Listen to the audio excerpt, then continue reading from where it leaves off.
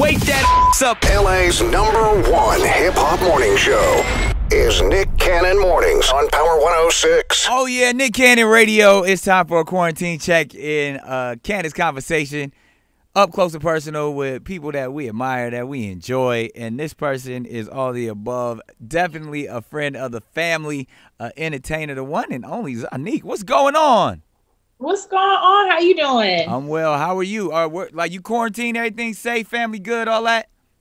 I'm quarantining. Everybody is safe, but you know Atlanta is open. So yeah, y'all turning up down there. Hookah lounges and strip clubs, everything popping down there. Yes, they check your temperature before you get in. Is that how it happens? Is that what before you go in, they check your temperature? That's what's going on. Before you go in the hookah lounge, they putting they check your temperature right on your forehead. Wow, this is the new world we live in. But Atlanta is lit. Now, last time I saw you, you was on Wildin' Out, turning up with us. Came through. I did. I enjoy Wildin' Out. I want to come back. That was saying we about to be shooting in Atlanta in a couple of weeks, so you gotta pull up on us. Oh yeah, I'm coming. Now, the new single, "Fuck the Club Up." What? Okay, you just all the way in right now. Yes, my new single, "Fuck the Club Up." You know, the clubs aren't open right now, so we fucking the crib up. Well, unless you in Atlanta, then you can fuck a hookah lounge up. But, you know, that's what's going on. Now, what motivated this record? I felt like this was like, look, I don't need no man. I'm going to just go out here and get it in, get it popping myself. Well, for me, I'm like really comfortable with making love songs and slow songs. So I just felt like I needed a song that girls could shake their ass to. And that's really the start of the whole inspiration of the song. And Jay Reed, the producer, my close friend, he made a New Orleans type beat. Right. And that's what really inspired the whole feel of the song. Okay. All right. Now, obviously, you come from a musical family. When creating your songs and making those decisions, is it like, do you make it by yourself? You just trust your instinct? Or you be like, you hit moms up and be like, yo, what you think about this one? Like, how's it go down? For one, I start with myself. If I really love it, I'm gonna send it to my mom. My mom is really the only person who gets all of my music. Like, she's the person I send everything to, because being my mom, she gonna tell me like, oh, it's trash, or, you know, you she can gonna do tell better. you. Like, yeah, she gonna give it to me. Johnny gonna be like, nah, that was trash. That ain't it. Yeah, she like that. I didn't like that one. Like, you could have did better. So I always send it to my mom. Wow. See, because I always think about this, like, because, you know, my kids are definitely looking to get into music, and it's definitely gonna be easy to make better music than me for my kids. But when they mom is Mariah Carey, though, like, that's like some huge pressure, some big shoes to fill. Do you ever feel that pressure of like, yo, look who my parents are, and I actually gotta make, you know, like, I gotta play them my music, and they got platinum hits all on and records hanging all on the walls? You know, at first I had definitely had that feeling of like being pressured, like, oh, is she gonna like it or not?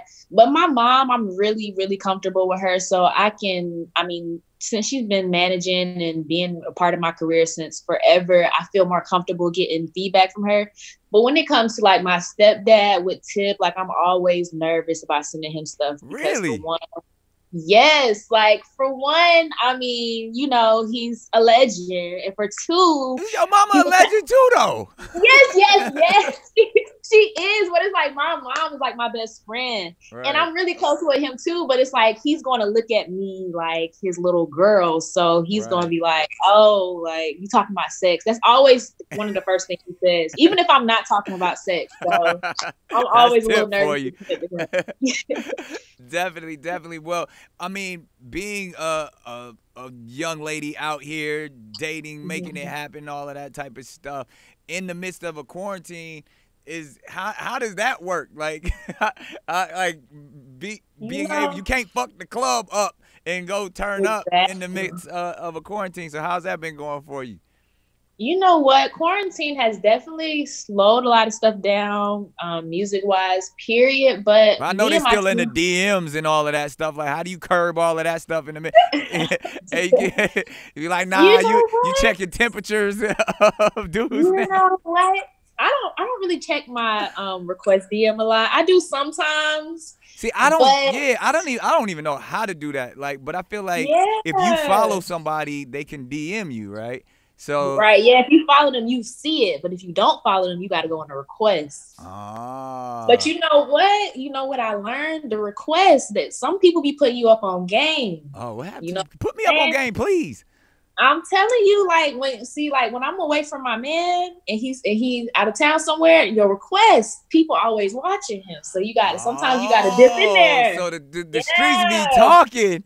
And sometimes you gotta dip in them requests, see what they saying. Oh, see, that is a reason. Now that makes perfect sense, fellas. Be careful out there. Your girl, I'm telling you, it's not just checking DMs. She checking in requests because they keeping tabs on you out there. They in them keep streets. tabs.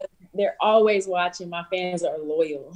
Now, speaking of your fans and the up and coming project, like what's some other music that we can expect that your fans are gonna get excited for? Well, I'm working on putting out my second solo project, which I'm hoping I can put out in these next 2 months. I'm really just trying to see how everything is playing out with Corona, with how I'll be able to plan everything. But I definitely plan on putting, if not these next 2 months, this year, I'm going to put out my second project, so they can be looking forward to that. I heard that. And then, obviously a young woman, 24 years young, you got so many things ahead of you. Where else you trying to take your career? Clearly you dominating in music. What else are we? You got a TV background. We done seen you on the show with the family. Like, is it some serious acting? Is it being an entrepreneur like your parents? Like, tell me about it. I'm definitely wanting to be an entrepreneur. I feel like I really want to get into as much as possible. Like, I would like to get into acting too, but I've tried to do a little acting. Like, big ups to you, because it's not easy. Like, it's not easy. And I mean, I'm still trying, but it's definitely something I would like to get into. But for first, fashion, buying properties, like I'm into stuff like that. That's fly. Well, we definitely know you dominating in music, and clearly, if you want to do acting, you got the personality for it. Oh God, it ain't easy. How are you getting in all the movies, Nick? I've been doing it for a long time, but we'll talk about it. I mean, shoot, like, I'm trying to think. Has your mom ever been in a movie? She was in the one with Mike Epps recently. Well, not recently, but the little, I can't remember what it was. But she played like the little ghetto baby mama recently. Mike Epps in there. There it is. Well, you know what? The Fuck the Club record is crazy. We're going to support it here at Nick Cannon Radio, but we can't let you off the hook that easy. It is time for the firing squad. We're going to give you some rapid fire questions. You answer them any way you like. Now, these are philosophical questions, psychological questions, just to really see what type of person Zonnique actually truly is. So take it however you want it. The Italian philosopher back in the day, Niccolo Machiavelli, had this conundrum between love and fear. He said, if you can't be loved, then you might as well be feared. And a lot of psychologists believe there are only two emotions, truly, love and fear, and everything else stems from that. So what would you rather be known as, love or feared? Which one do you relate to more? Do you want people to, because fear is where respect lies and reverence. I was going to say, I feel like I'm already really loved, so I would fear. Yeah, I want to tap into the fear, because people look at me like a little princess. I want to be feared. I heard that. And speaking of fear, what's Zonnique's greatest fear? My greatest fear is being stuck in a big body of water. Really? Now, you say big body of water, is that like a pool at the W or like an ocean? I mean, it's definitely an ocean, but sometimes now, I don't know why. I think it's because I've had that fear has gotten so big to me that sometimes when I'm in a pool, I think, like when I'm in the deep end, I'll be thinking about sharks and stuff. And there are no sharks in the pool. I know, but I don't know why I think that. Like, it's just like, just the thought of sharks swimming under you. It comes with me to the pool sometimes. Have you seen those pictures where like people are just playing at the beach and there's like the overhead shot of like sharks just surrounding them and like nobody knows? No. I just want to put that on your mind one time next time. I don't need to see that. I do not need to see that. All right, we're going to lighten it up for a minute. I'd have to ask this, favorite movie of all time? I have so many weird favorite movies. I'm going to say my favorite movie of all time, though. Everybody's gonna think I'm weird, but I've been loving this movie since I was 3. But Titanic. Why is that? That's like one of the greatest movies ever made. That's what I think. But people think like, why were you 3 watching Titanic? Like, Well, that's a and little I've loved weird, that but movie ever since then. Yeah, it's a little when weird. you I first think seen that, it, you probably should wait till be a teenager at least. But other than that, like it's a great movie. Yeah, I think I was already ready to be loved at 3, like, you know. So I think that was what was going on. Understood. All right, best piece of advice Zonnique has ever received. Best piece of advice. I would say the best piece of advice I've ever received is to be the master of your craft and to be on top of everything that you do so that you become your own boss and to not let people run the show for you. I heard that. Worst piece of advice you've ever received. Worst piece of advice. That's the hard one. I don't know about that one. People tell me stuff all the time. I'm like, that ain't it. But I don't think I can recall so much of it. Yeah, like it's always that. All right. Greatest accomplishment to date, because you got so many in the future. But tell me, thus far, what's your greatest accomplishment? I would say my greatest accomplishment, which I'll probably think later and be like, oh, I could have said this. But I would say my greatest accomplishment would be going on maybe 5 tours already and touring the world and being young. There it is. All right. Biggest mistake. Biggest mistake. Being naive in a relationship. Maybe that's not my biggest one, but I think that mistake has We all go through it. We all go through it. Yeah, like, you know, you just think that, you know, that's what love is about, though. You're supposed to dive in naive. You're supposed to be a hopeless romantic. I got fearless romantic tattooed on me. Like, I'm naive every time I fall in love. Like, this the one. She gonna change me. Man, after the first time, I'm like, I can't do that no more. Now I'm everything. I'm on top of everything. And that's really kind of a not always a good thing, but. That's very true. You don't want to be too anal on it. You want to you don't want to become one of those where you just don't trust nothing. Exactly, but definitely I was way too naive in the beginning. So I heard that. All right, well, stay sharp on them. Now I gotta say, if you're on an island stranded, you can only take 3 things. What are those 3 items gonna be? One is chapstick for sure. Can't be on an island with chapped lips. I hate when my lips get dry. I'm gonna say I want to say my phone, but then I feel like I need my charger. But then where am I charge it at?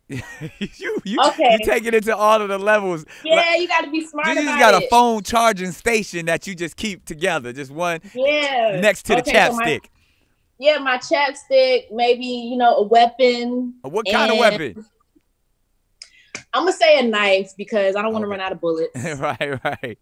And that's 3 You said things. I got 3 things? That was 3. Your knife, your phone charging system, and some chapstick. Yeah. Okay, cool. Yeah, for sure. All right. You got to tell me. You had a big, like, you're around famous people all the time. You come from a famous family. Have you ever had a fan out moment? Like, you met somebody, like, yo, I cannot believe I met this person, and I just really just turned into a fangirl.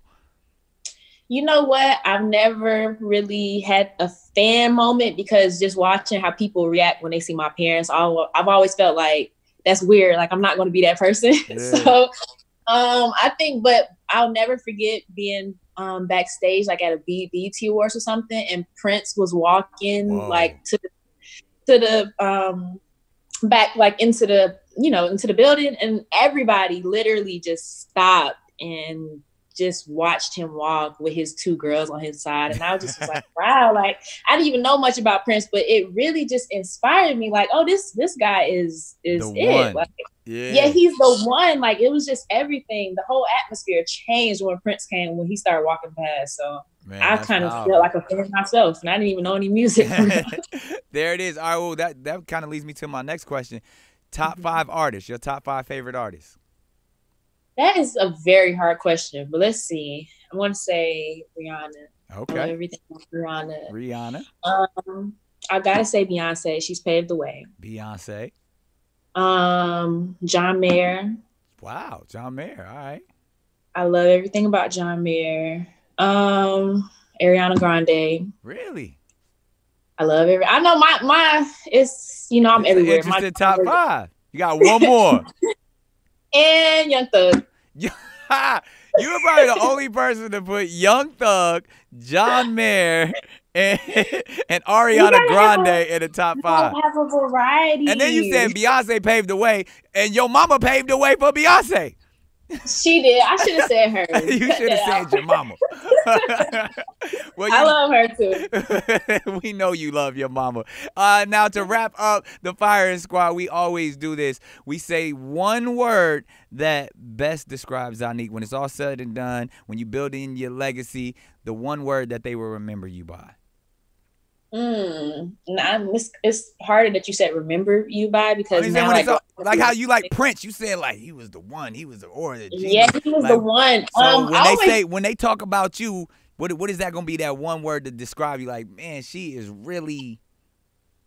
I always say like a word that's like, is majestical a word? Majestical. I'm gonna go with that. If you say it's a word, it's a word.